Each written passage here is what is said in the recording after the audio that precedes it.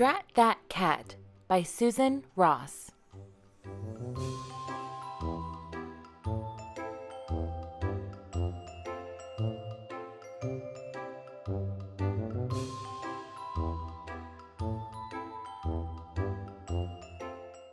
Grandma was walking her little dog Abby and her granddaughter Jilly to school. Abby spied something silver scurry into the shrubs. She darted over to sniff the bushes. A furry limb reached out and bopped her on the nose. Abby almost jumped out of her skin. A scruffy, skinny silver cat sprang out of the shrubs. The silver tabby trailed the trio all the way to school, playfully batting at Abby's tail. Abby was not amused. She growled, she snarled, she bared her teeth, but the cat would not stop batting Abby's tail. Bat, bat, bat, bat. Drat that cat, thought Abby. There was no sign of the silver cat all the way home from school. Abby was delighted. The troublesome tabby was gone. The small dog scampered up the front steps. Sleeping soundly on the porch swing was a familiar furry feline. That cat is back! Abby was miffed. She marched right up to the tabby and growled. Scat, cat! One bright green eye popped open and looked straight into Abby's brown ones. Quick as a flash, the kitty dashed into the house. It leaped onto the couch and curled up on Abby's cushion. Drat that cat! That's my mat! Abby jumped right on top of the trespassing tabby. The cat hissed, but refused to budge. Grandpa woke from his nap, startled to find a strange cat squished under Abby. It seems we've adopted a cat, remarked Grandma. What? Exclaimed Grandpa. What? Thought Abby. Jilly grinned and announced, We'll call her Tabitha, 'cause she's a tabby. Abby knew Tabitha would be trouble with a capital T, and she was right.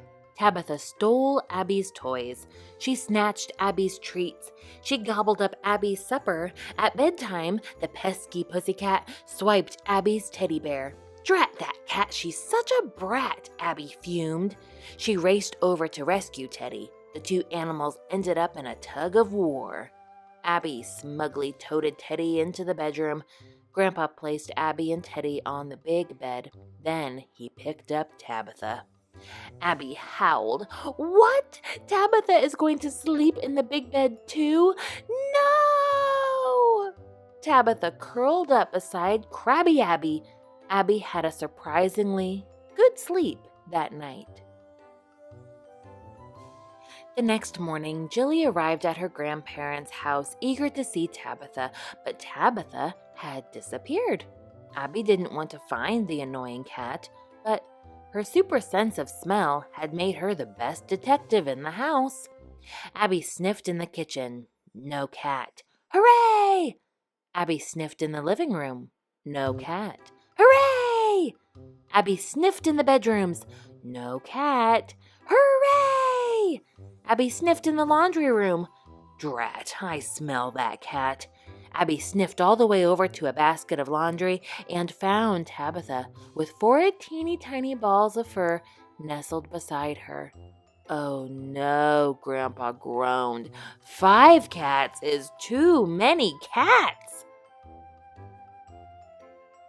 Grandpa brought Jilly's blue plastic wading pool into the living room to corral the kittens. Abby was fascinated by the fur balls. She climbed into the pool to cuddle with the kitties. Abby and Tabitha now formed a warm cocoon around the newborns. Tabitha purred. Abby wagged her tail. From then on, the two animals were best buddies. Grandpa came home from shopping and found 4 mischievous 6-week-old kittens wreaking havoc in the living room. Pepper pawed the potted plant. Basil bounded up the bookshelves. Clover climbed the curtains.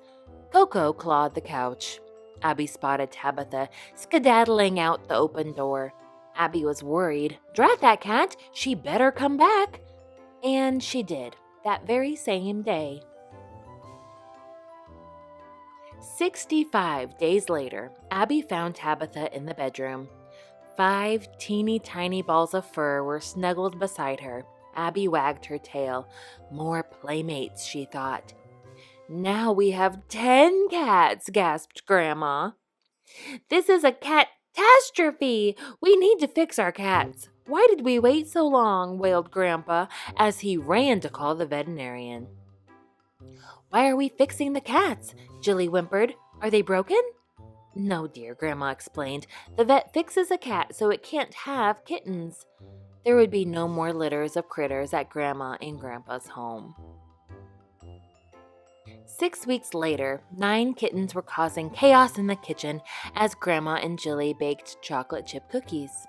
There were kittens in the flour. There were kittens on the counter. There were kittens in the batter. There were kittens in the butter. Tabitha was sprawled across Grandpa's newspaper. Grandpa pushed her tush off the page. Tabitha, move! I'm trying to read. 10 cats is too many cats, he complained. All the cats were finally fixed. Grandpa, Grandma, and Abby arrived at Jilly's house carrying 4 wicker baskets. Jilly had her best friends, Ella, Zoe, and Ethan, over for a play day.